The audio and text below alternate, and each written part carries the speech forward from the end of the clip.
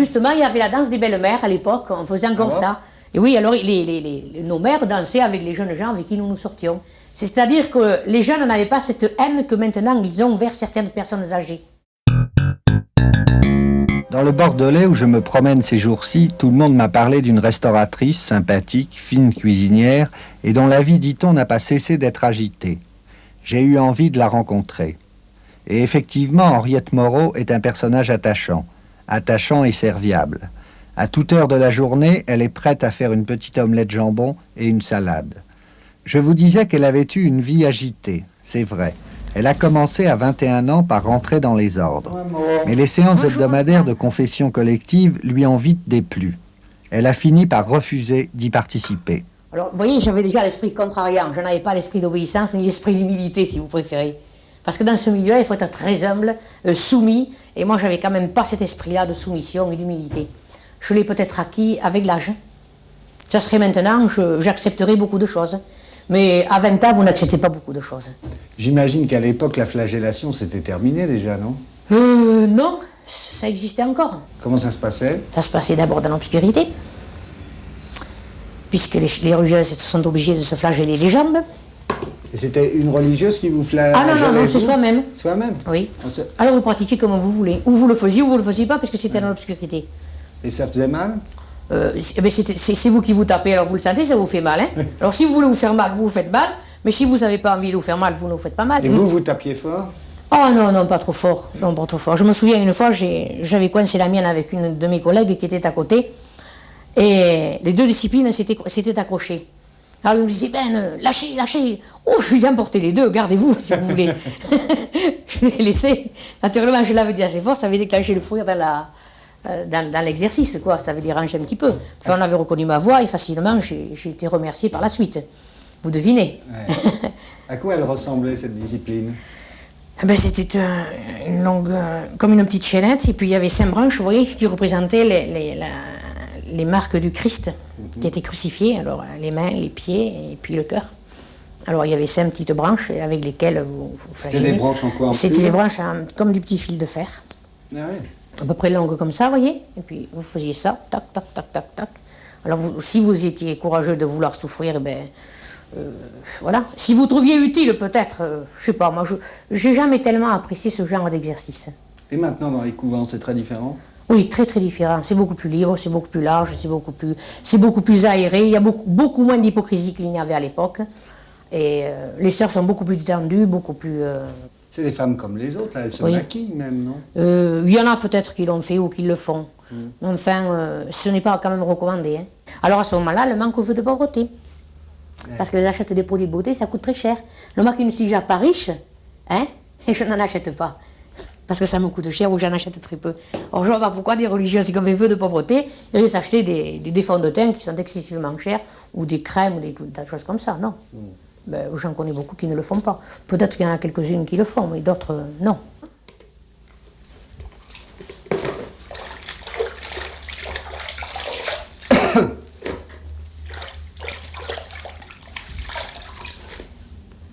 Et après être sortie du couvent, Madame Moreau? Oui, je suis allée me relaxer. Ça a été difficile de s'habituer à la vie sociale normale? Très dur. Pour moi, ça a été très dur. Même que je sois restée que 6 ans, ça m'a été très dur de me réadapter à la vie normale. Pourquoi? Parce que j'étais habituée à des horaires, j'étais habituée à faire telle et telle chose, et je m'y étais habituée. Et après que je me suis sentie libre, j'étais comme perdue. Vous voyez? J'avais plus personne qui était là pour me dire, ou j'avais plus une règle à respecter, j'avais plus rien. Alors j'étais complètement perdue. Je me souviens à table chez moi, j'étais toujours assise, et la dernière mon père me disait, mais tu t'assois pas, mais qu'est-ce que tu fais debout? Parce qu'habituellement au couvent on s'assoit quand la supérieure s'assoit. Ouais. Les sœurs s'assoient après. Et de retour dans la vie sociale normale, vous avez petit à petit rencontré des garçons?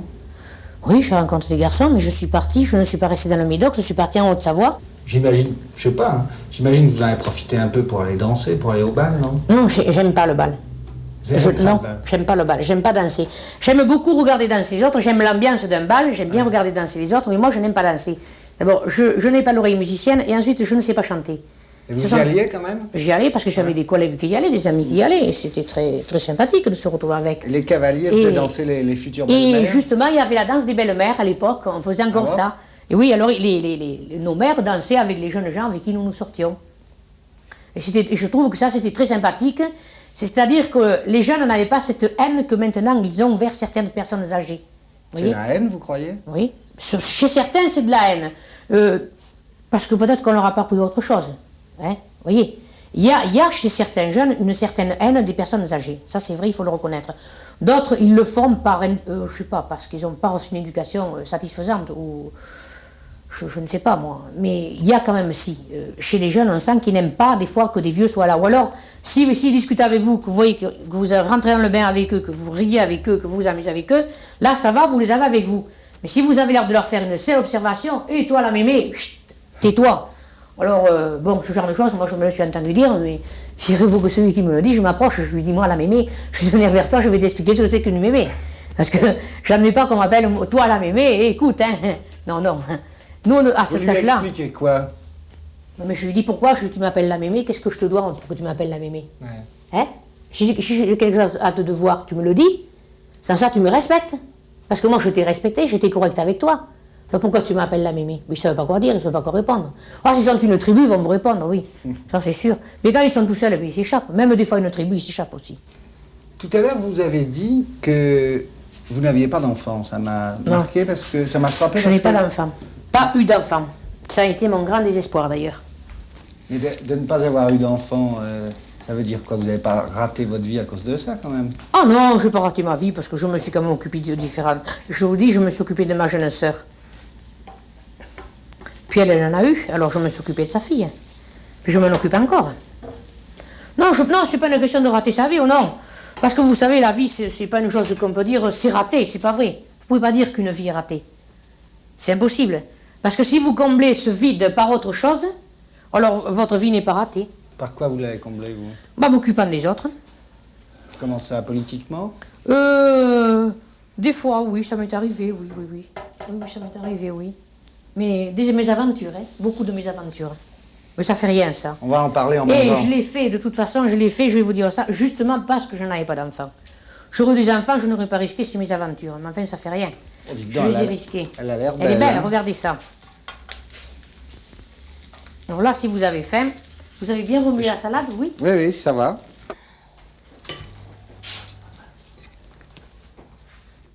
Tout à l'heure, à la cuisine, vous me parliez d'un certain engagement politique, c'est ce que j'ai cru comprendre. Engagement politique, c'est bien de dire. Hein. C'est un peu fort. Je dirais que j'aime bien m'occuper de choses politiques parce que c'est important, on en dépend de la politique. Hein, on en vit ou on en meurt. Bon, j'imagine qu'on doit porter un témoignage. Si on est chrétien, on porte un témoignage. Si on est communiste, on en porte un autre. Hein. Je crois qu'en ce moment, le grand coup, et ce qui est le plus crucial en ce moment, c'est ça. C'est cette marche qu'il y a côte à côte entre les chrétiens et les communistes. Ah, vous êtes communiste, vous, Henriette? Je ne suis pas communiste, mais je ne suis pas contre les communistes. Ce qui me détache d'eux, à un certain niveau, c'est l'athéisme. Moi, je suis chrétienne et je suis croyante, donc j'ai la foi. Vous avez milité avec eux?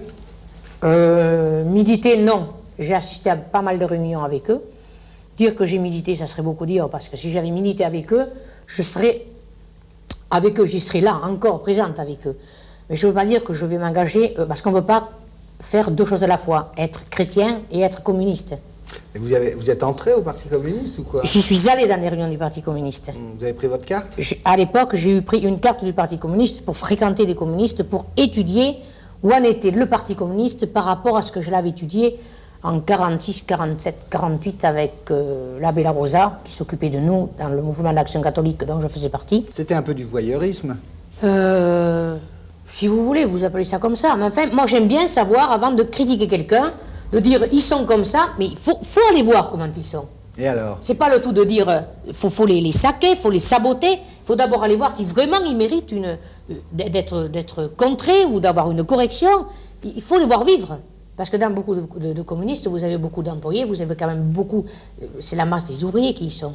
Bon, des fois, c'est des gens qui sont ignorants de certaines choses, qui sont partis de là, parce qu'ils n'avaient rien d'autre à côté pour se défendre. Ils se sont servis du Parti communiste.